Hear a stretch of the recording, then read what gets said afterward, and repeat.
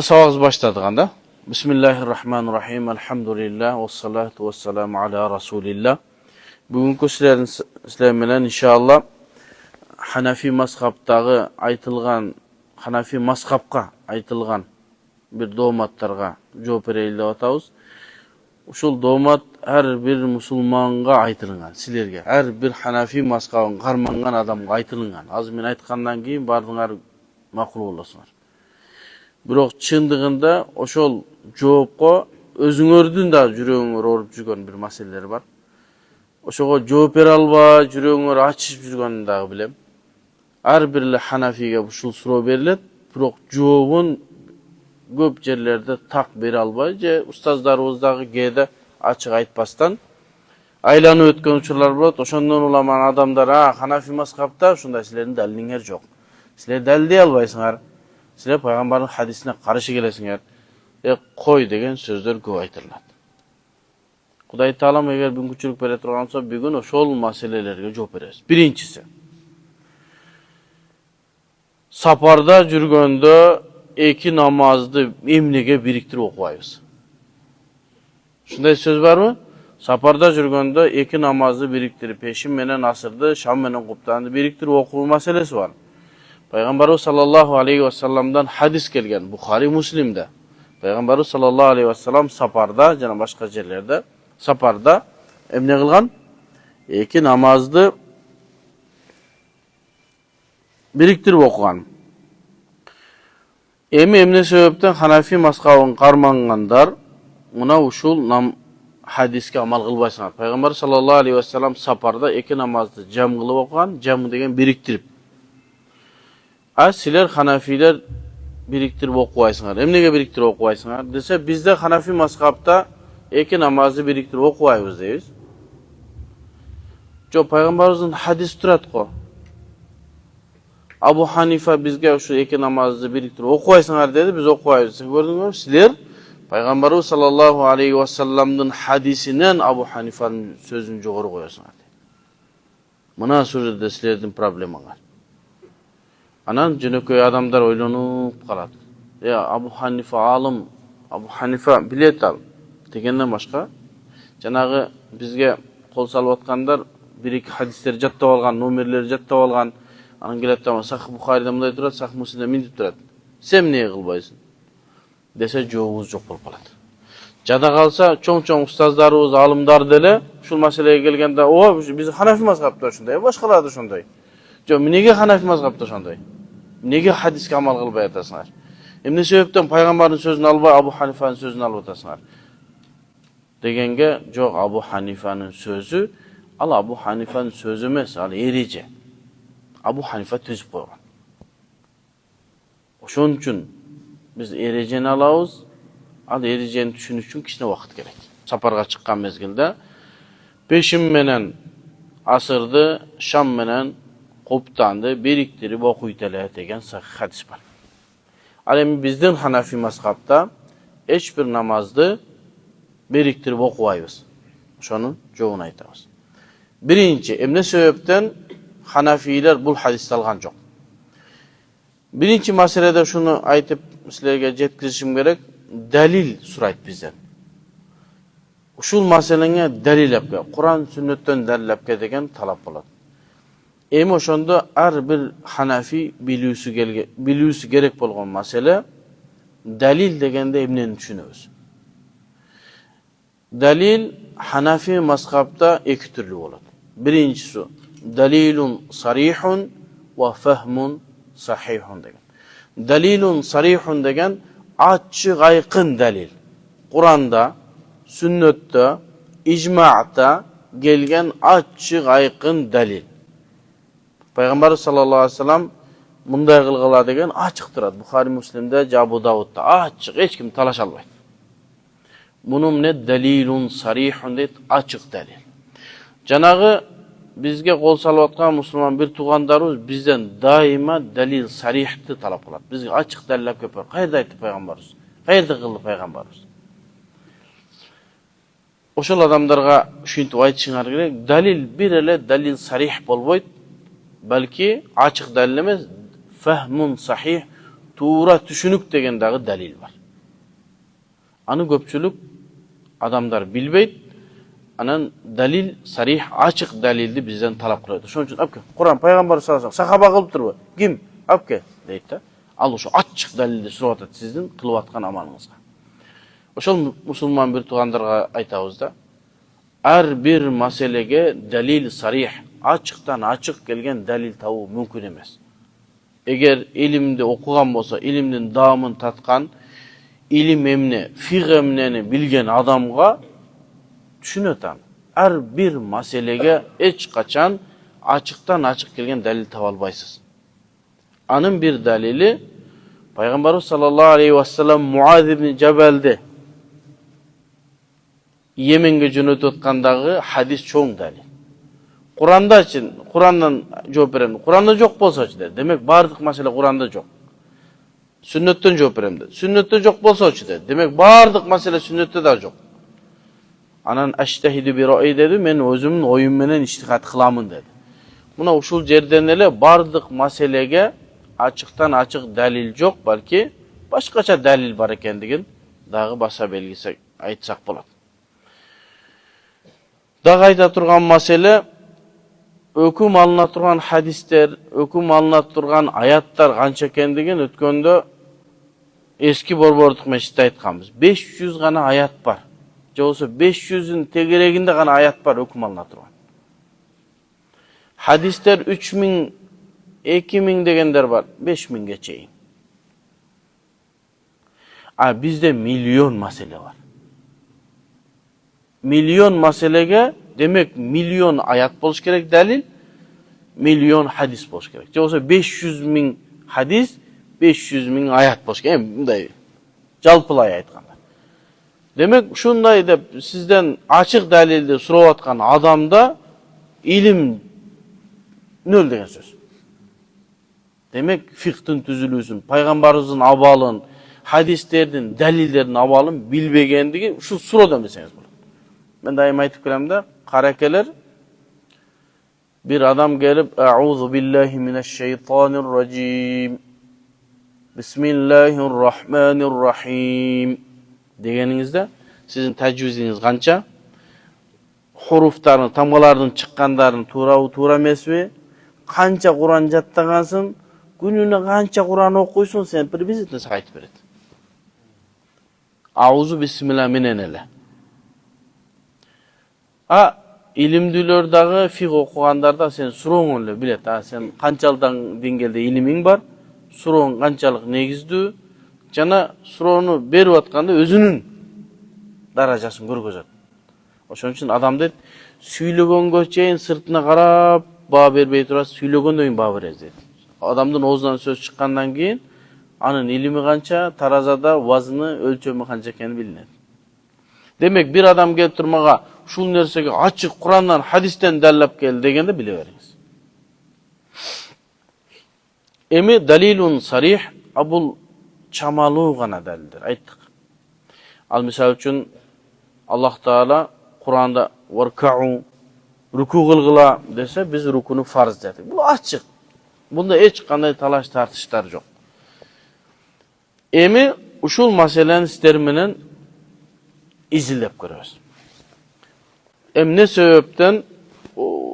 Emne sebepten biz saparda uşul hadiske amal kılbastan Abu Hanifa'nın sözüne amal kılbatağız. Birinciden Abu Hanifa'nın sözü emas, belki al erece. Al erecenin arkasında bir kança dalilder var. Dalilder al Kur'an'dan boluşu mümkün, hadisten boluşu mümkün, kavlu sahabanın sözü boluşu mümkün, sahabanın amalı boluşu mümkün, tabiinin fatvası, iştihat boluşu mümkün, lugal arabiye, til boluşu mümkün, bardı toptolup gelip durup, anan bir erece tüzülgün. Anı sen Abu Hanifa'nın sözü de aytpağın, al erece.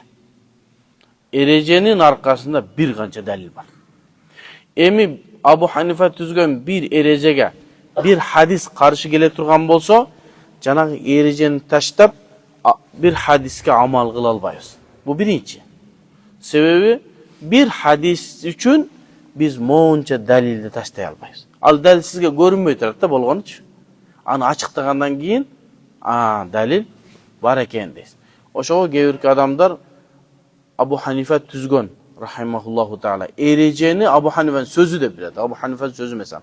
Ereje. Bolğonu al yazganday. Alda yazgan ama şakirtte yazgan. Aytıp bergen. Anın arkasında bir kança delil var. Emin muna bugünkü sabagыбызda oşol sapardağı iki namazdı cam kılıuda çoğultup okuudağı meselege toktolabız. Sebebi bu şunu menen Abu Hanife'ni ayıptagandar var. Abu Hanife muna uşul açık delil Peygamberimizin açık hadisine amal kılbastan özünün oyunu ayttığı degen. Hanafilerin delillemdeken toktanabız. Birincisi, negizinden usulul fiqh iliminde, je bolsa hadislerdi degi hükümdörde, je bolsa delillerdi bilүүdө, delillerin özünün tepkişleri var. Bardık deliller birde emes. Mesela erkeklerin bardığı suluğu çok. Birösü suluğu, birösü mundayrak. Erkeklerin ayaldar suluğu değil, munda jakşırak bolada. Ayalların bardığı suluğu çok. Suluğusu var, mundayrağı var, ortası var. Negizinden jalpılay aytkanda ayal zat özü suluğu. Sebebi Allah Taala alardı ошол suluğu kılbasa erkekler oňçuluk menен alarga jakın barmak emes da. Şoň üçin ayaldın tabiatında Allah Taala suluğu kılıp jaratkan. Biroq suluğuluk bari birdeybi? Birde emes. Ema erkeklerge gelsek, erkeklerin akıllılığı bardığı birdeybi? Birde emes. Biri akıllı, biri munda. Erkeklerin bardığı baylıkta birdeybi? Jok. Demek bardığı nersede jogorku darajası andan keyin degендей özünün tepkişleri var. Dalilder dagı muna oşonday. Abu Hanife rahmatullah aleyhi dalillerden tepkişlerine, güçlülüğüne karap her birine özünçe hüküm bergen. Başka sabaklarımızda da aytkanbız, misалы janağı Fatiha'nı imamdın arkasından oku boyunca birinci Kur'an'da algan, ana hadisi degендей her bir dalilden özünün darajalar var. Oşoğa birincisi kat'i subut, kat'i dilale. Zanni subut, kat'i dilale. Zanni subut, zanni dilale. Anan kat'i dilale, kat'i subut. 4 erece var. Birincisi kat'i subut, kat'i dilale. İkincisi zanni subut, kat'i dilale. Üçüncüsü zanni subut, kat'i dilale. Dördüncüsü zanni subut, zanni dilale. Ana her birini düşündürüp berem. Kat'i subut, kat'i dilale. Bizge jetip gelgeninde de күчтүү жол менен, көп жол менен келген, manisi de muhkam, muteşabih adamlar açık. Bu Kur'an'da jana mutawatir, maşhur hadislerde jana Kur'an'da gelgen dalilder manisi de açık. Bu en jogorku darajadagı dalil. Andan keyinki zanni subut, kat'i dilale. Al degendese habarul ahadlarda, jönököy hadislerde gelgen, biroq hükümdörü güçlü. Bul menen jana üstünküden biraz tömönürök. Andan keyinki var zanni subut, zanni dilale. Uşintip her bir tepkiç menen bölünөt. Emi biz Abu Hanife en jogorkusunu alat, andan keyinkisini alat, oşentip martaba menen dalilder alat. Birincisi, emne sebepten Abu Hanife saparda namazı cam kılıp okubayız degen birinci Kur'an'dan ayatını algan. Allah Teala Kur'an'da İnne's salate kânet alel mu'minîne kitâben mevkûta. Qaysı surede gelet? Kim qarılar?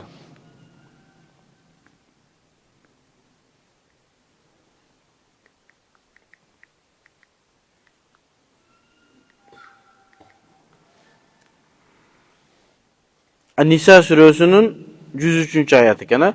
İnne's salate kânet alel mu'minîne kitâben mevkûta. Ha? Nisa suresinin 103. beti. Bu ayette elbette namaz özünün vaktisinde, belgilengen özünün vaktisinde farz boldu dedi. Başka mezgillerde okuganga bolboyt. Misалы hazır bagımda toksаңыз bolboyt. Себеби vakti gelelek. Kuptan toksаңыз da bolboyt. Allah Taala her bir namazın özünün vaktısında farz kılgan. Oşogo Cebrail aleyhisselam namazların vaktıсын gelgende birinci günü gelip turup namazın birinci vaktısında namaz imamdıkka kılgan peygamberimizga Cebrail aleyhisselam. Ekinci gelip turup oşol namazın vaktısının akırında imamdık kılgan. Misal üçün peşinde bir onda olup atabı bizde. Bir onda olup atkan bolsa birinci günü Cebrail aleyhisselam bir onda gelgendagi peygamberimizga imam bolgan. O peşin vaktısı. Anan asır 3:47 iken 3:30'da gelip turup okup turup mınovu peşinden en akırkı vaktısı. Dep oşenti her bir namazlarda özünün vaktılarını belirlep bergen. Oşoga aytlar inna salate kanet alal mu'minina kitaben mevkuta, her bir namaz özünün vaktısında farz boldu. Özünün vaktısına murda okusan bolboydu. Oşol sebepten Abu Hanife rahmatullahi aleyhi aytat, egerde biz iki namazды biriktirip okuy turgan bolsok, misali peşin menen asır şam men куптанды okusak bir vaqt okuyup atabыз da. Demek bu namazды özünün vaktısında okubay kalıp atabız. Ayatка karşı gelip kalıp atabız. Oşol sebepten bul ayat dalalası jana bizge жетip келгенде күчтүү болгондуктан муну ушул аятты биринчи алган. Ошого her bir namazda özünde vaktısında okuluş gerek dedi. Anan İbn Mas'ud radıyallahu anhudan dağı hadis gelgen, bu Sahih Bukhari menen Müslim'de gelet. Peygamberimiz Abdullah ibn Mas'ud ne dedi? Ma ra'aytu'n nebiyye sallallahu aleyhi ve sellem salla salaten bi gayri miqatiha. Men Peygamber sallallahu aleyhi ve sellem'de hiç kaçan görmedim namazdardı bi gayri miqatiha, özünün vaktısından başka yerde okuganı görmedim dedi. Abdullah ibn Mas'ud'u bilesiňer, Peygamberimizden hiç kaçan jandan jılgan emes.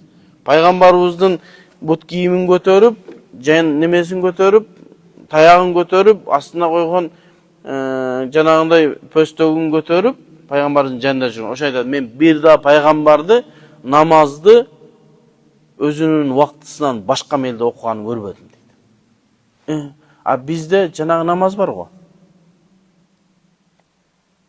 Sapardağı. Aga gelebez. Demek bunu Abdullah ibn Mas'ud bul Kufa'da bizden Abu Hanifa'nın maskavın imamı da bul. Uşul hadis aldı. Ayat da aldı. Dağı her bir namaz özünün vaktısında okunmuş gerek dedi. Anan janagı maskap karmagан tuğanlar aytdı, "Joq" dedi. Sen antip hadislerdi bir-birine karşı koybagın bala. Bul hadis Peygamberimiz saparda iki namaz jam kılıp atkan. Bunu ayatты çeşmelep beredi. Ayatты çeşmelep beredi. Ayat her bir vaktısında namazlar farz boldu degen bir. Ova, birok bunu hadis çeşmelep beredi. Saparda iki namazı jam kılıp okusan bolat dedi. Sen antip ellerin başına aylandırma. Dese agaytas sözün nau'amma tura. Birok bizde dalillerden özünün tepkişleri var. Kur'an'ın ayatların çeçmeleş üçün, Kur'an'ın ayatlarına özgöçö da koşup mani veriyor üçün özünün darajasındağı dalil boş gerek. Ce ayat boş gerek, ce mutavatir hadis boş gerek, ce maşhur hadis boş gerek. Oşol gana ayattın barabarında, oşol ayat menen gana gelip durup hadistegi ayattagı manilerdi çeçmelep düşündürüp berебиз. Alemi sen aytıp atkan dalil, sapardağı jam kılıp atkan. Al ahad tömönürök, al Kur'an'ды çeçmelep, Kur'an'a aşıkçarak mani koy bere albaydı. Anan tigi kişine ilimdi düşünmesi makul deydi. Bolbosa jönünde çırılday verdi. Sebebi kim usul fiqh okusa, ilim okusa, kitapterde okusa, dalillerden martabaların bilet. Bu birincisi. İkincisi, mına uşul ayattın negizinde biz her bir namazdı özünün vaktısında okuyuz degen hüküm çıktı. Saparda qanday kılavuz? Anda bul hadisi taştayız biz, amal kılbayız bize yok. Bul hadiske yaxşı tüşünük berебиз. Fahmun sahih. Tuğra tüşünük berебиз. Qanday tuğra tüşünük berебиз dese, aytat bul Peygamber sallallahu aleyhi ve sellem'din saparda namaz okugandığı Бул жам сури болгон дейт. Башкача айтканда сүрөттө гана эки намазды бирге окугандай болгон, бирок акыйкатында бирге окуган эмес, ар бирин өзүнүн убактысында окуган дейт. Ал кандай дейт? Десе, пешин намазы убакыт кирди. Пешин намазын кечиктирип убакыт кирсе да окубайсың, себеби асырга азан айтканга чейин пешинин убактысы бар. Кечиктирип барасыз дагы жакын асырга жакын калганда сразу пешинди окуп туруп, бир аз күтүп отурганда асыр кирет. Асырдын биринчи убактысында окуйсуң. Сырттан караган адам эмне болот? Эки намазды бириктирип окугандай болот. Мисалы, мына азыр карайлы. Пешин намазы 12:56-да кирет экен. 12:56-да пешин киргенден кийин кете берет. Асыр канча экен? 3-төн 47 экен. 3-төн 40 мүнөт өткөнгө чейин, же болбосо 3-төн 35 өткөнгө чейин барып токтойт дагы, пешинди окуйт. Өзүнүн убактысында окуду пешинди? Өзүнүн убактысында окуду, себеби аятка каршы келген жок. Бир аз күтүп турса, 3-төн 47 өткөндө асырга азан айтканда, азандан кийин сразу асырды окуйт. Сырттан караган адам эки намазды бирге окугандай болот. Биз хадисти ушинтип түшүнөбүз дейт. Десе, кээ биркилер айтышы мүмкүн, жок, сен ар бир нерсеге эле өзүң оюңду айта бересиң. Бүгүн башкараак болгон. Десе, жок, биздин бул сөзүбүзгө Ибн Умар радиаллаху анху сахабанын амалы ушуга далилат кылат. Кандай? Ибн Умар радиаллаху анху бир сафарда кетип атканда, пайгамбарыбыз өтүп кеткенден кийин Шам вактысынын вакыты келет. Бул хадис сахих хадис. Шам вактысы келгенде, Шамга азан айтылганда, жанындагы жөкөрлөрү: "Я имам, я Ибн Умар, ас-сала, намаз, магриб, шам болду" дегенде, "Ас-сала амамак". Асты жакта намаз. Айдай бер. Жүрө бер, кербен сапарда кетип атат да. Кете бер. Дагы бир аз баргандан кийин шам намазынын убакыты кыскараак да бизге. "Я имам, ас-сала амамак". Астыңда, баса бер. Бир жерге барганда түшкүлө деди. Бардык кербенди токтотуп түштү да. Нени окуду? Шамды окуду. Ва интазара қалилан дейт. Да башка лафыздар менен келет. Бир аз күтүп тур дейт. Сумма салла ал-иша. Андан кийин куптанды окуду дейт. Окуп бүткөндөн кийин мен пайгамбар саллаллаху алейхи вассаламды сафарда шундай кылып намаз окуганын көрдүм дейт. Мына ушу Ибн Умардын сөзү бизге чоң далил болуп берет. Интазара қалилан деген бир далил, шамды окубастан кечиктиргени. Себеби аятта инна салата канат алал муъминина китабан мавкута. Мына ушу менен биз 2-3 аяттан бир далил. Абдулла Мас'удтун сөзү 2 далил, Пайгамбарыбыз өзүнүн убактысынан башка мезгилде окуган эмес деген. Ибн Умардын сөзү. Анан Абу Ханифа рахматуллахтын жам сури деген түшүнүгү менен 4 далил болду. Биз сапарда намазды кантип окуйбуз? Сапардагы бул хадиске амал кылып турбузбу? Амал кылдык. Эми ушундай абал биздин жашообузда деле болуп калат. Билесиңерби, азыр деле пешинди окуганга жетишпей каласың, пробка жүрөсүң, карайсың, асырга айткан, машина сразу токтотуп бир жерге сразу нени окуйсуң? Пешинди окуйсуң, киче күтөсүң, асыр келет, асырдан кийин окуйсуң, сырттан карагандан эки намазды жам кылып бирге окугандай болуп калат. Анан бирөө айтат, токто. Бул сен айтып атасың, пешинди асырга бар окуса, шамды куптанга. А бизде дейт, асырды пешинге апарып окуса дагы болот дейт. Пайгамбар ушинтип окуган дейт. Сенин жанагы айткан маселең жарабай калат дейт. Асырды пешин убактысында канча 12ден 1ден канча мүнөт өткөндө дедик? 1ден 12ден 56 мүнөт өткөндө пешин болду. Пешинди окупту сразу аркасынан асырды окуганан кетебиз дейт. Десе алымдар айтат, Ханафи мазхабтагы алымдар жана башка алымдар бул боюнча келген хадистердин баардыгы алсыз дейт. Бир да хадис жок.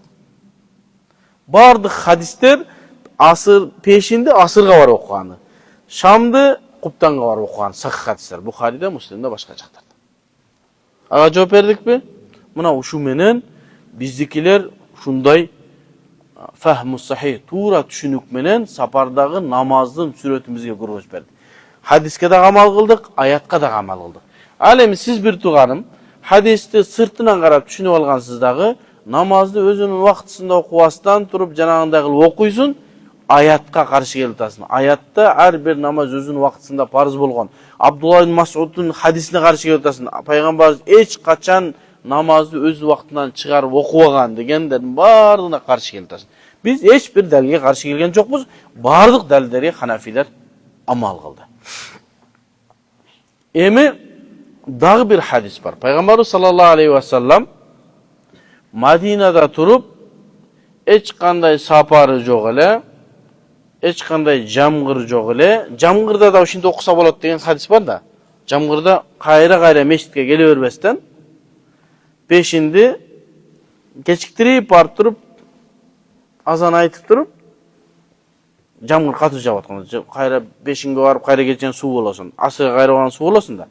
Жанагы кечиктирип туруп пешинди окуп, бир аз күтүп туруп асырды окуп эки намаз жам кылган дейт. Анан бизге Муслимде Ибн Аббастан келген хадис бар. Эгер мен адашпасам, Ибн Аббастан келет, радиаллаху анху. Менде бар бакана.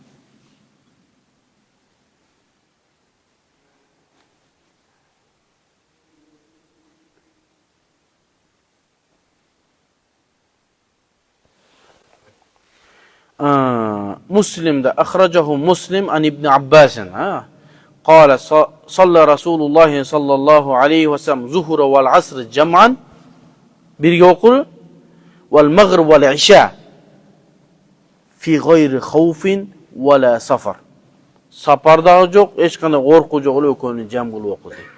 Бул хадисти бүтүндөй мухаддистер жана алымдар амал кылбайбыз. Сах Муслимде го, эмне амал кылбайсыңар? Сах Муслимде эң күчтүү хадистер го. Десе жалпы эрежеге каршы келип атат. Себеби биз эки намазды бириктирип окуу сапар болуш керек, же жамгыр болуш керек, же бир нерседен коркуш керек. Бул жерде үзүр болуш керек. Бул жерде эч нерсе жок десе, жок, биз бул хадиске да амал кылабыз. Жанагындай эле сүрөт менен. Пайгамбарыбыз Мадинада Шам менен пешин менен асырды, шам менен куптанды окуп туруп койду, жанагындай сүрөттөр эчтекеси жок эле. Кечиктирип барып туруп өзүнүн убактысында окуп, андан кийин кичине күтүп туруп экинчи намазды окуйбуз дагы. Далил бардык далилдерге амал кылып атабыз. Ханафилердин күчтүүлүгү ушундай болот. Эч бир далилди таштабастан. А сен бир хадиске далил амал кылсаң, экинчи аятын калып атат, сахабанын фатвасы калып атат, Ибн Умардын амалы калып атат, бардыгына каршы келесиң, бир хадиске амал кылам деп. Ханафилер бардык хадиске бирдей амал кылып атат. Эми дагы жанагы таксыр айтат, деп, сен такыр карматпаган неме экенсиң.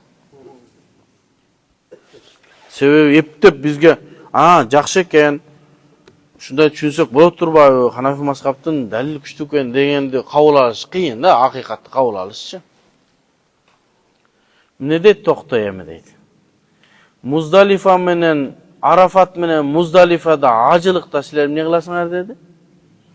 Эки намазды жам кылып окуйсуңар го, убактынан бөлөк эле мезгилде. Себеби Арафатка барганыбызда, иншалла ажыга барганда, Аллахым баарыбызды ажыга барыш насип этсин. Ажыга барганда эмне кылабыз? Пешин менен асырды пешиндин убактысында окуйбуз. Анаке. Эми жанагы сүрөтүн жарабай калды молдоке дейт. Эмне болду эми? Себеби Пайгамбарыбыз саллаллаху алейхи ва саллам Арафатта пешинди окугандан кийин аркасынан эле асырды окуду дагы дуага келди. Эмне болду эми? Сенин айткан далилиң болбой калды, жарабай калды. Жанагындай убактысын кечиктирип бара алсак болбойт. Асырды бияка алып келдим. Десе буга Ханафи алымдар ушундай деп жооп берген. Бул истисна дейт. Башкача айтканда, бизде далилдер фиq же кыяс болот, же истихсан болот деген эреже бар. Ошон үчүн Имам Шафи рахматуллахи алейхи айткан сөз бар. Куллу нас иялун фи Аби Ханифа фил фиqi ila Abi Hanifa. Fiq маселесин элдин бардыгы Абу Ханифага кайтыш керек. Абу Ханифанын фиqин окуган адам гана фиqти жакшы түшүнөт дейт. Башка бир риваятта Имам Шафи эмне дейт? Куллу нас иялун фил qiyas wal istihsan li Abi Hanifa deydi. Fiq bizde ikiye bölünür. Qiyas anan istihsan. Qiyas degen nerse erece. Jalpı erece. İstihsan деген nerse жалпы erejege karşı gelip özünçe bölünüp çıkan dağı bir ereje. Bunu istihsan dep aytılınat. Emne sebepten istihsan boldu dese, bizge Kur'an'dan, je hadisten, je icma'tan dalil gelgende жалпы erejege düşpey kalsa anı bölüp durup özünçe ereje kılıp жазганбыз dedi. Alganday, bizde жалпы ereje boyunca bardık vakitta namazlar öz vaktinde okuş gerek. Bunu kıyas dep aytılат. Je bolsa kaida. Namazlar öz vaktinde okuş gerek. Arafat'a gelgende illa fil Arafat'ta. Bunu bölünüp çıktı. Emne sebep dese Arafat'ta gana özünün vaktisinden başka mezgilde okuyuyoruz. Münege dese bu hatayın dalil gelgen. Al dalili Peygamber sallallahu aleyhi ve sellem Haccatul Vada koştu şu acılığında uşinti okugan. Dokta yami. Bul dalilin sen ayatты çeşmeley albayt demedin böyle. Bul hadis. Kanti benim ayatka ziyada kılıp otasın dese alındırat bul hadis mutavatir meşhur deydi. Jana ayatты çeşmeleyinge alı jete turgan hadis dedi. Al bar kitaplarda bar жазылуу. Peygamber sallallahu aleyhi ve sellem'din Arafat'ta jana Muzdalifa'da iki namazdı bir kıl okugandığı meşhur hadis menen, mutavatir hadis menen gelgen ağa ayatka düşündürme berip, ayattan ziyada kılıp ayatka koşumça mani berse bolot dep, oşo mazhab karmagaganдар da makul ogoç. Oşondan ulama aytılınatdagı bul Arafat'tagı namaz bul istihsan bolup, жалпы erejeden bölünüp çıkan alemi kıyas menen başka mezgillerde namazlar öz vaktinde okuş gerek deydi. Buna şu menen Arafat'tagı meselege dağı cevap verdik. Anan Arafat'tagı namaz bizden Hanafi mazhabta sünnet hesaplanadi. Peşin menen asırdı cam kılıp asırdı peşin vaktini alıp kelgenge. Buga күчтүү dalilder bekemdelgen. Bul күчтүү dalilderin negizinde biz jana kıyastı erejeni taştap bunu özünçe ereje kılıp böldük dedi Hanafiler. Başka nerselerge dagı uşunday күчтүү dalil gelse anı dagı bölөбүз. Ошон үчүн фик эки нерседен турат. Je kıyastan, je istihsandan. Arafat'tagı iki namazdı biriktirip oku hükümü bizde sünnet. Vacip, farz emes, vacip emes. Sünnet. Al sünnet namazga atayın şartlardı koygan. Eğer oşo şartlar tavılsa gana özünün vaktisinden asırdı erterek kılıp okuyuz. Şartlar tavılbasa bolboyt. Sebebi janagı жалпы erejege karşı gelgendikten ağa atayın şartlardı koygan. Sebebi namazınız durus bolbay kalbasın. Şartlar tavılbasa asırınız jarabay kalat. Sebebi vaktisinden murda okugonsun. Birinci şartı. Ayyakuna haccan. Acı oluşu gerek. Acı olbosoň namazın bolbayt. Acı bolgondan keyin ihramda boluşun gerek. İkinci şart. Üçüncü şartı mescid-i Namira'da boluş gerek. Namira degen meçitke barsan gana oşente okuysun. Çatırlarda okusan özünün vaktısında okuysun. Dördüncüsü peşindin vaktisi çıkıp asırdın vaktisi girip kalbagan boluş gerek. Peşindin vaktısında boluş gerek. Altıncısı daha bir şartlar var. Al жалпы şartlar var. Arafat'ta boluşu gerek. Başka yerde demez. Tok Arafat'ta gana. Muzdalifa'da olsan bolbaydı. Arafat'ta boluşu gerek. Abu Hanife, jana Hanafi mazhabtagı alımlar Arafat'tagı iki namazı biriktirip okuğa. Başkaça aytkanda asirdi özünün vaktisinden murda peşinden vaktısını apke okuşu üçün bunday şartlar var. Şartın bolbosa okuganga jarabayt. İşço şartların tavılgandan keyin dagı bul jam sünnet.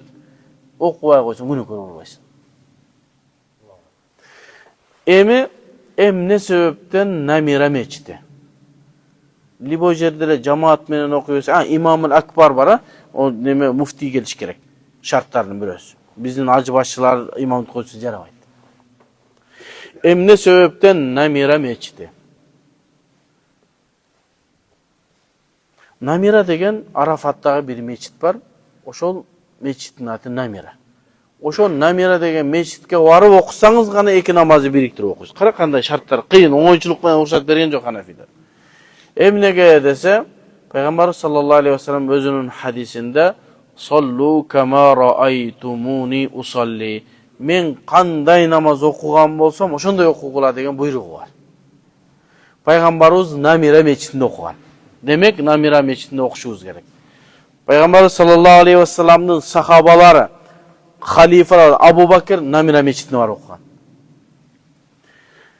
Abu Bakr halife, Umar halifalık meçidinde Namira'da okugan, hacılıkta. Osman radıyallahu anhu Namira var okugan. Ali Namira var okugan. Andan keyinki halifelerin bardığı Namira meçidine var okugan. Anan Hanafiler ошолордун бардыгын карап туруp, demek ушул жерде bir sır var.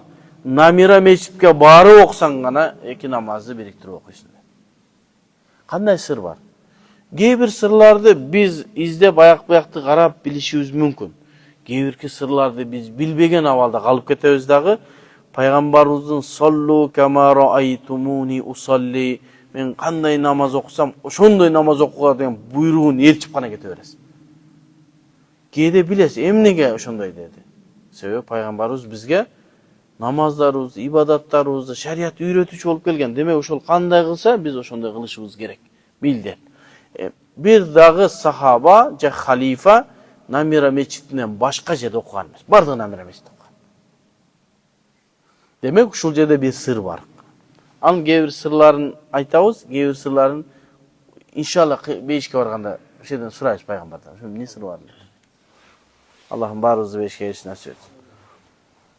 Birinci sırrı, hiç kim bilbegen sır.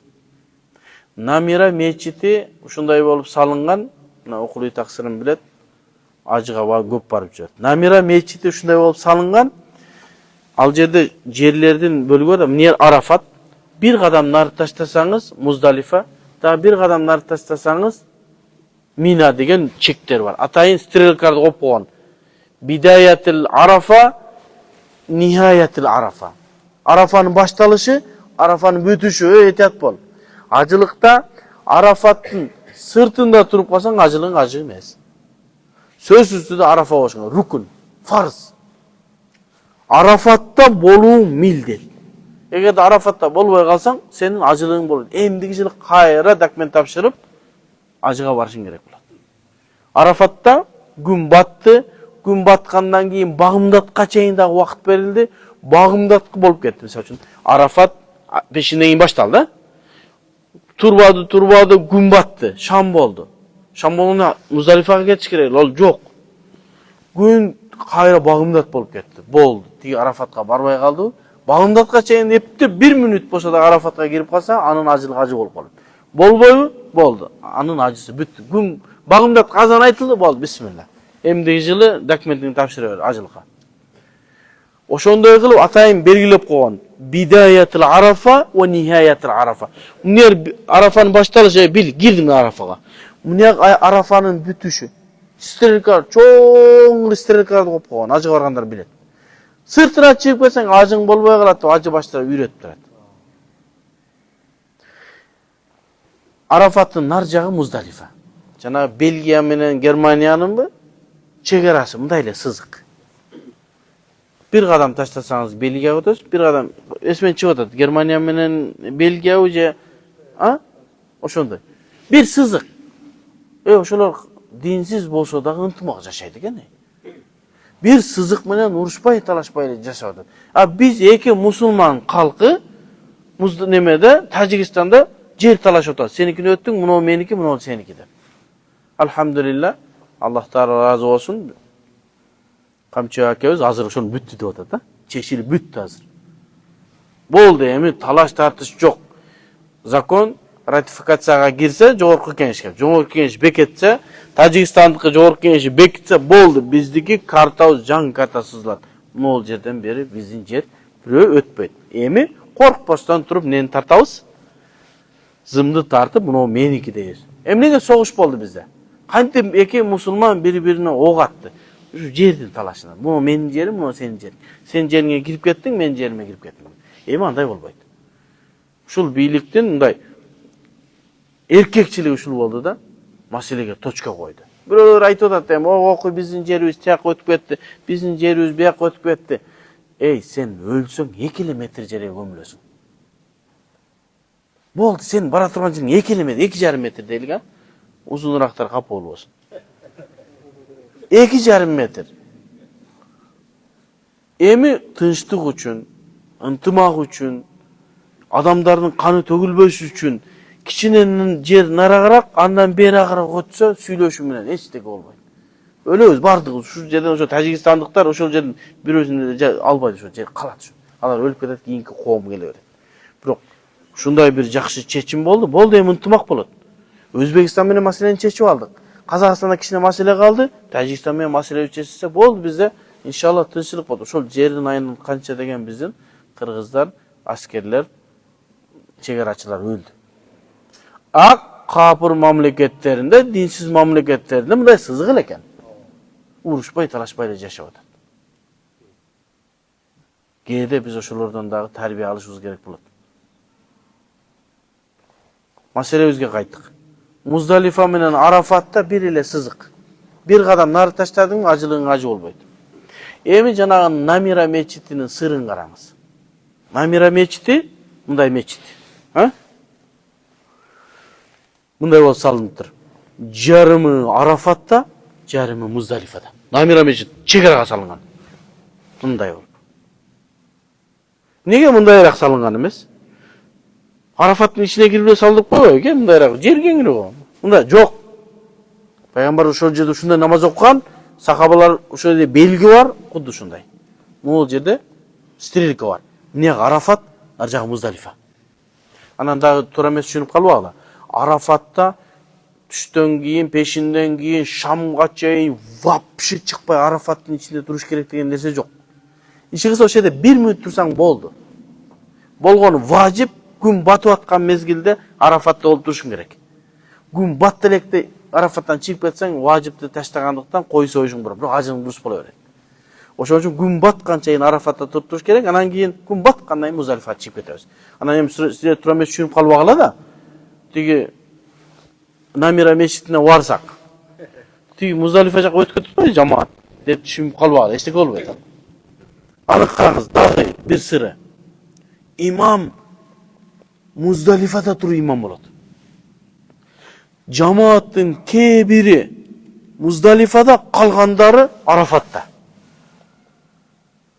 Жанагы Муздалифада туруп окугандарга Арафаттагылар жабышып, булдан Арафат менен кетти. Уяка чейин 1 километр, 5 километрге чейин жамаат. Ушул жерге илешип, ушинтип окуп калгандар эмне болот? Ушунда гана 2 намазды ошол жерде бириктирип окуйбуз. Имам азан айтат, бисмилла деп туруп, комат айтып туруп, пешинде окуйт. Пешинден кийин сүннөт окубастан туруп, дароо эмне кылат? Асырга комат айтат да асырды окуйт болду. Болду, бисмилла, андан кийин кетти. Шамга чейин дуа кыласың. Жылга ушул тартыш болот. Бардыгы ажыга барган болот. Арафатка барганда жана мазхаб кармагандар баштайт. Эмнеде деле окуй беребиз биз? Жок, бизде шарттар бар. Намира мечитке барсаң окуйсуң. Чатырлар бизди Намира мечиттен 5 километр алыс. Арафаттын ичинде, бирок Намира мечити Арафаттын чекесинде. Эмне кылабыз? Ар бир намазды өзүнүн убактысында окуйбуз, сүннөт. Шарттар табылса гана 2 намазды бириктирип окуйбуз, болбосо өз убагында окуйбуз. Шарттардын бирөөсү Намирага барыш керек, ихрамда болуш керек. Анан жылга ошол жерде проблема. Дамылалардын ошол жерден анан кийин немелер чыгып баштайт. Кандай кылабыз эми? Жам окуйбуз, жам окубайбызбы? Анан кийин бу жерде өзүнчө бир жамаат болуп жам окуп баштайт. Бияк жам окубайбыз, талаш, тартыш. Арафатка жакын калгандан молдорго телефон келип баштайт. Таксы, кандай кылабыз ошондо? Эмне болду ошондо? Былтыр кажыга келгендер быйыл келбейт да. Жылга да жаңы. Алло, эмне болду? Анан жок, таксырлар, Намира мечитке барсак гана 2 намазды бириктирип окуйбуз. Ушундай шарттар бар. Болбосо чатырда окусаңар ар бир намаз өзүнүн убактысында окуйбуз. Сүннөт бол десең, сен чоң бидатчы болуп чыгасың. Макул десең, вахаби болуп чыгасың. Не кыласың? Анан бисмилла деп жай намазды желкеме салып, Намира мечитке кетип калам жылга. Баягы окуп жүргөн мезгилдечи. Аны ол жай адамдар каяктасыз? Намира мечит. Намазды эмне кылабыз? Силерди билбейм, мен жам окуйм дейт. Ошол жерде эмне сурагыла? Намира мечиттин ушундай бир сыры бар. Чегарага салынган, имам Муздалифада туруп имам болот. Кээ бир жамаат имам коюгандар Муздалифада, калгандар Арафатта. Ушундай кылып окусаң гана ушу намазың дурус болот. Болбосо асырын кайтарып окуйсуң.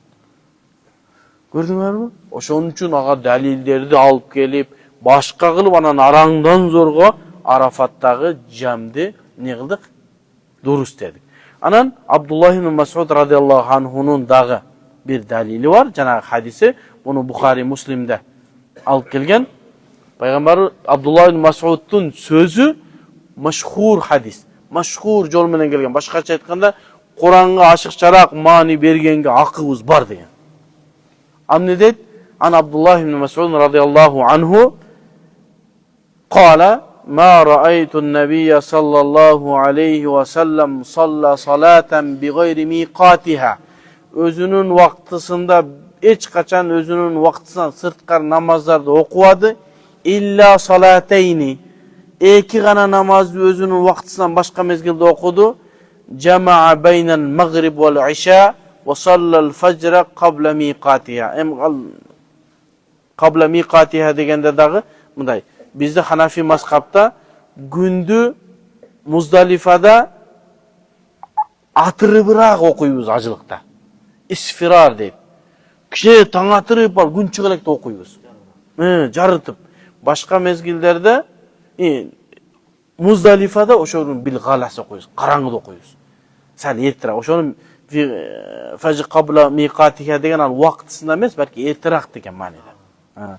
Emi alımdardın bardığı aytat, uşul haccatil vada koştu şu acısındağı, Arafat'tağı, jana Muzdalifadağı iki namaz deydi. Mutlak aytıdı Abdullah ibn Mas'ud. Hiç kaçan namazdı özünün vaktısından sırtkara okuyan yok. Biroq Arafat menen Muzdalifada gana özünün vaktısından sırtkara okudu. Buna uşul dalillerden bardığın çoğultup gelip durup anan keyin biz ne dedik? Saparda janagınday süret menen okusaң makul, bolbosa her bir namaz özünün vaktısında okuysun. Al emi acılıkka barıp kalsaң, miqatка, Arafat'ta janagı Namira meşitine jana şartlar tabılsa gana asırdı vaktısından murda okulan. Emi Muzdalifa'ga geldik. Muzdalifa'da da Şam namazın Kuptan namazına barıp okuyuz. Biroq bul ötkөнгө Cem Suri dep aytıp түшүндүргөнгө окшошураак, biroq андай эмес. Sebebi biz Arafat'tan çıkıp atkan mezgilde Şam, gün batkanda Arafat'tan çıkarız. Gün bat elekte çıkıp getsek, Allah'ımca su koy. Neme koyup koy kişine, sağ okuğanlar ama tügün jılıt var kişine. İmamga aytışыбыз керек ekan. Jılıp atabı? Buna öte soğuk bolğonga. Allah razı olsun. Emi Muzdalifa'ga geldik. Muzdalifa'da dağı Arafat'tan. Arafat'ta gün çıgalekte. Arafat'tan çıkıp getsek anda bir koy soyuş millet bolup kaldı acıga. Sebebi huruc minal Arafa. Arafa'dan çıkıp ba'dal maghrib. Ba'dal gurub. Gün batkandan keyin çıkışыбыз gerek. Başka çıktıktan Şam'ın vaktısı girgende çıkışыбыз gerek. Şam'da okuyuz mu? Yok okuyuz. Muzdalifa'da okuyuz. Emi uşul jerde mesele var. Janagı Şam'dı jana Cem Suri degen saparda okşoşturup okusakka bolобу dese жок бул да андай эмес. Sebebi anda da vaktından çıkarmastan turup okuş gerek ko. Bunda vaktından çıksa dağı problemi olmayı. Alganday Şam'dı okubastan Muzdalifa'ga gözдөп jönөйбүz. Muzdalifa alısırak 4-5 kilometr alısırakta turgan atayın bir taş yer. Acıga barganlar bilet. Oşol жерге барып уктап, багымдатка чейин ошол түнөш важип болот Ханафи мазхабта. Ошону ким ажыга барып ниет кылып аткан болсо эстеп койсун. Muzdalifa'ga barıp jatkanda taşta jatasız, eçteke жок. Özünüz menен koşa jay namaz akıldıurak kişine tügüne kalınırak bir nerse alıp davatga çıkkanlar bilet. Kişine bir nersesini alıp alат. Bolbosa taşta kalasın, eçteke жок, eçteke жок. Jay namazың bolsa jay namazыңды tügüne salasın, tapçikeň başına koyarsın. Sebebi oşol jer seni tarbiyalay turgan jer. Ya Allah'ım, muna sen labbayk Allahumma labbayk ya Rabbi sen qanday buyruk kılsaң men buyruğun atkarına dayınmın da acığı vargan adam Allah Teala sen Muzdalifa'ga jat dedi, Peygamberimiz jat dedi, şey bar jatasın. Saudiya mamleketi kolundan gelet Allah Arafatlarga 5 yıldız gastiniца sarıp koyğonga. Jok. Anda acılıktın ruhu, acılıktın kerimeti jok bolat. Sen oşol jerge barganda oşol başыңa тапчканы коюп, түбүңө жайнамаз салып, миллионериң дагы, байың дагы бардыгың ошол жерде бирдей болуп жатасың. Анан эстеп койгула ажылга барганда. Муздалифада барып уктаган уйку эч жерде жок андай уйку. Мен ушуну ант ичип айта алам. Любой бирөө айтсын мага, мен Муздалифага барганда түнү менен уктай албай кыйналып чыктым деген айтсын. Муздалифага барып жаткан ошо ташта жатасыз, кичине акылыңыз болсо, кичине түгүңүзгө бир нерсе алып жамыңды чалып аласыз. Issык болсо жакшы, жайнамазды саласыз, таштардын ары бери кыласыз, башка тапчканы коесуз да сумканын үстүнө коесуз, тапчка өтүп кетпесин, жатып уктайсыз. О 6 жылдыз гостиницадан да жакшы эс аласыз. Чын айтам. Мен ошол жерде 15 жылга жакын жашаган болсом, Арафаттагыдай сонун уйку эч жерде, диванда да жок андай. Чын айтам. Мүмкүн Аллах Таала адамдарга ушундай бир сезим берип коебу? Ошол жерде менен эмес, баардык адамдар ажыга баргандардан сурап. Ошол жерде уктаганда менин буйругума баш ийип, пайгамбардын жолуна ошол жерде жатып атасыңар деп башкачараак бир сезим берип уктаганда рахат аласың. Эми Муздалифага кетип атабыз, жол тыгын болот ал мезгилде. Арафаттан чыктыңыз, шамды окубайсыз. Анан кыйын такыба болуп шамдын убактысы кетип атат, окусаңыз, Муздалифага баргандан кайтарып окуйсуз. Ошол күнү шамдын убактысы куптан менен бирдей болот. Айтып атпайбы? Илля салатайын өзүнүн убактысына башка убакытта окуйт. Муздалифада ошондой. Кимде ким кетип атып шам намазын жолдо окуп алса, кайтарып окуйт. Эми жолду кетип атат, тыгын болду, биз ушундай абалдарга да туура түшүп болгонбуз илгери. Муздалифага жетпестен күн чыгып кете турган убакыт болду. Пробка жылбайчы. Ошондой болуп, күн чыгып кетип, коркунучу болуп аткан болсо, дароо түшөсүң да шамды окуйсуң, аркасынан куптанды окуйсуң. Себеби күн чыгып кетсе, шамың да, куптаның да каза болот. Бирок кийин кайтарып окубайсың. Жок, сонун эле кетип атасың, жолдон эле такыба болуп, кичине китеп окугансың, сразу түшө калып шамды окудуңбу? Муздалифага барган мен шамды окуп алам деп жарабайт. Кайра окушуң керек. Ошо ойдон келбесе кийин казасын окуш керек болот. Ал күнү шам намазынын убактысы куптанга азан айтылганда болот. Муздалифага эртерээк барып алыңыз. Куптандын азаны боло элек. Шамды окуп алдыңызбы? Шамыңыз жарабайт. Күтүп отурасың. Куптанга азан айтылдыбы? Бисмилла деп туруп азан комат анын өзүнүн сүрөттөрү бар. Биринчи шамды окуйсуз. Ошол күнү шамдын убактысы куптан экөө бирге. Аллах Таала ушундай каалады. Мен айтып аткан жокмун. Ушу шарият ушундай. Жанагы сапардагыга да окшош эмес. Сапардагы айтканбыз да убактысына акыркы убактысына келди. Бул жок. Бүгүн ошол күнү ажылыкта Зулхижжанын 9-унда болот, 8-ин түнү. 9-унун түнү. 10-уна карап атканда. Ошол күнү магриптин убактысы куптан азан айтылганда. Муздалифада гана болсоң, башка жак, Маккада болсоң жок. Кыргызстанда жок.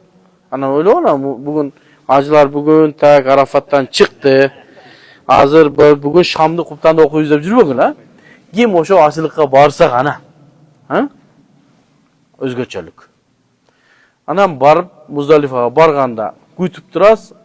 Азан айтылса, биринчи шам намазын окуйсуз. Андан кийин куптан намазын окуйсуз. Куптандан кийин шамдын 2 рекат сүннөтүн окуйсуз.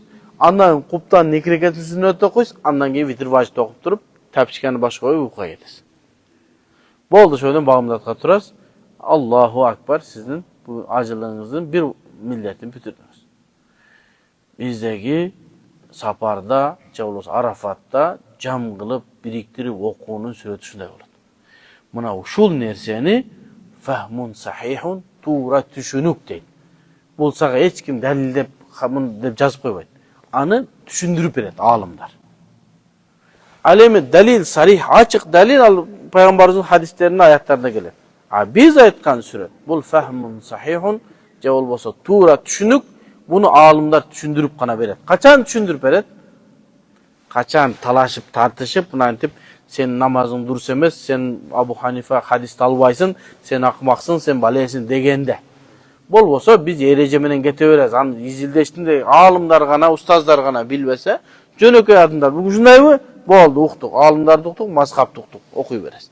Ошон үчүн фик китептерин окусаңыз, ар бир намаздар өзүнүн убактысында окулунат, илля фил Муздалифа ва Арафа деп келет. Эрежеге жазып киргизип койгон. Аны шариятыбызда истихсан деп айтылат. Себеби эрежеден бөлүнүп чыккан эреже. Ага башка нерсени салыштырбайбыз. Даганан айтып коеюн. Бирөө анан кийин эми Арафатта ушинтип окуганбыз, Муздалифада окуган, биякта да окуйлу деп жок. Истихсан менен бекемделген амалга башка нерсе салыштырылбайт. Себеби айттык го, фик эки не деди? Кыяс эреже, истихсан эреже. Кыястан пайда болгон эреже бул көпчүлүк болот, 70-80% жашообуз. Ушул эрежелерден жаңы пайда болгон маселелерден дагы чыгарабыз. Аны шарият илиминде тахриж дейт. Мазхабтын ичинде муштахид фил мазхаб, мазхабтын ичинде муштахидтер жаңы пайда болгон маселелерге ушул кыястан чыккан эрежелерге тахриж кылып өкүмдөр чыгарат. Ал эми истихсандан чыккан эрежелер булар саналуу гана. Жанагындай эрежеге туура келбеген өзүнчө гана. Ага башка нерсе салыштырылбайт. Аны истихсан деп айтылат, истихсанга башка өкүм чыгарылат. Ошол жерде гана, башка жерде айтканда хас, ушуга гана. Башка нерсеге неме кылынбайт. Ошого бир немени айтып берип коеюн. Бул китеп башка китептерде дагы бар. Мен колума ушул келди. Бар шундан эле көргөзүп коеюн дедим. Негизи бардык ханафи китептерде, усулдарда бар. Эмне дейт? Акулу имам Мулла Хисру бул Дурарул Хуккам фи шархи Гурарул Ахкам деген Мулла Хусра деген алымдын китеби ханафи мазхабтагы. Бул киши 809-кылымдын алымы, 885-жылы бул дүйнөдөн. Ошол киши айтат. Акулу анна насса al-warida في شرط الخيار مخالف للقياس وقد تقرر في كتب الأصول أن ما ثبت على خلاف القياس فغيره لا يقاس عليه. قد عرفت ذلك سين بيلدينج ديت أن النص الوارد في شرط الخيار. Sodada bize şunday nerse var, no ibaranı düşündürüp beriş üçün daha bir nersenin aytkanга tuğra gelet. Sodada bizde hiyaru şart, hiyarul ayıp, hiyaru ru'ya degen mesele var. Hiyar şart degen bir neseni satıp aldı atkana men 3 gün göçeyim menin kayra aynıp ketүү akım var dep şart kılasın. Bunu şariat ne kılgan? Durus degen. 3 gün görösün, 3 gün jakpa kalsa aynıp ketseň bolat. Bunu hiyaru şart deyip. Hiyarul ayıp degen satıp alasın. Эгерде сатып алган нерсеңде айып бар боло турган болсо кайтарып бересиң. Аны карайт, айып мурда болгон айыппы же жакында болгонбу. Сатып алгандан кийин өзү айыптаган болсо, аны кайтарып бергенге болбойт. Мурда эски айып болсо, анан ошону кайтарып берген болот. Анан хияру ру'я деген бар. Бир нерсени сатып алып атасың, көрбөй туруп сатып аласың. Сенде машина бар канча? Ушундай. Мен алдым. Бирок барып көргөндө жакпай калса айнып кетиш шарты менен. Muna uşul 3 sodadagı ereje istihsan menen sabit bolgon. Başkaça aytkanda özünçö ereje bolup çykkan nerse. Bizde kıyas kaida menen soda satık. Men sattım, aldım degenden boldu, büttü. Aynıgan akın jok sen. Bunu jalpı ereje dep aytabız. Misal üçün ошон үчүн magazinlerge barıp kalsaňar, tovar обратно обмен не подлежит, да? Возврат не подлежит. Болду. Кайра неме кылып бергенге алмашканга болбойт дейт. Алар динсиздер, да, шарият жоктор. Же болбосо сатып алдың, кайра бергенге убакыт жок. А бизде Ханафи мазхабта дей берейинчи, өзү негизи исламда эле бар бул. Ханафи мазхабта 3 эреже коюп койду. Адамдар бири-бирине зулум болбосун, бири-бирине кыйынчылык болбосун. Gördü үйгө баргандан 3 күндө жакпай калса кайра кайтарып бергенге убакыты бар. Себеби ал зыян тартып калбасын. Экинчиси айы болсо кайтарып берсе. Көрбөй туруп сатып алып жакпай калса дагы жүрөгү ооруп калбасын. Сода антарадин бири-бири менен ыраазычылык болуш керек содада. Ошон үчүн Uşunday şartlar koyulgana. Emi birinci men sattım aldım degen bol janağı kıyas menen ereje menen tüzülgөн. Bol sattım aldım degende bul ereje büttü. Soda öz köpçülük uşunday bolot. Biroq Peygamberimizin hadisi gelgendikten xiyar kılsaң dagı, ayıbı bolsa dagı, şart kılsaң dagı kayra aynısaң bolot degen başka bir ereje var, jana jalp erejege karşı sodagaç. Oşonu ayttat. Anna nasl varid, şunday hadis gelip kaldı. Fi şartır xiyar. 3 günge çeyin aynıp ketüge ukuğun var degen nese gelip kaldı. Muhalifun lil qiyas. Qiyaska erejege karşı gelip atat. Oldu sattım aldım degene büttü da. Bu hadis gelip atat. Yok 3 günge çeyin almaştırsan bolot degen. Jalp erejege karşı gelgendikten anı özünçe ereje kıldık. Hadis geldi. Peygamberimizin hadis gelgende anı hadisти biz jokko çıkara albayız. Anı özünçe ereje kıldık. Ova soda sattık, aldım sattım men bütöt. İlla biroq şart kılsa 3 günde kaytar berenge akısı var deydi. Emidin. Anna nassal varid fi şart xiyar muhalifun li qiyas. Jalp erejege karşı gelip atat deydi. Wa qad taqarrara fi kutubul usul. Bizin usul kitapta uşul nerse uşunti bekemdelingen anna ma sabata ala khilafil qiyas. Qiyas jana ereje jalpı ereje karşı gelinip tüzülgön ereje fa gayruhu la yuqas alayhi. Başka nesega salıştırbaysın. Jana aytып berbedim bele. İstihsan menen bekemdelgenge başka neseni salıştırganga bolot. Buna kitapta. Fal al qiyasu fa gayruhu la yuqas alayhi. Emi özü zor bir erejege girgizdik da. Xiyar şartı, xiyarul ayıptı, xiyarul ru'yanı. Emi başka bir nerse xiyar şartda barda ondan bölüp çıkpaysın. Boldu. Bul özünçe ereje olup iskulüçenya deylik mi? Iskulüçenya. Jalp erejeden bölünüp çıkan özünçe ereje, bul erejege başka nerseni salıştırbaysın. Buna oşo menen qiyas ol istihsan bugünkü acılıkta da ayttık. Demek namazlar emne sebepten biz saparda namazlarda koşup okup aytekenbiz, dalillerimiz köp eken, bir kança dalilimiz bar eken. Hanafi mazhab bolgan işenin içimler bekemde otağı, bekemde otağı. İnşallah. Oşoğa korkposton, sıymık menen men Hanafi mazhabındamın deseniz, bu peygamberin anık yolunda kendiniz, sahabaların anık yolunda kendiniz de sizge dalil bolot. Ve sallallahu teala hayra halqi Muhammed ve ala alihi ve sahabe ecma'in. Allah Teala sizden razı olsun. Ne olacaktın da bir nesi okuyun dedim de yetişmeye kaldık. Allah Teala kalavadı bolvadı.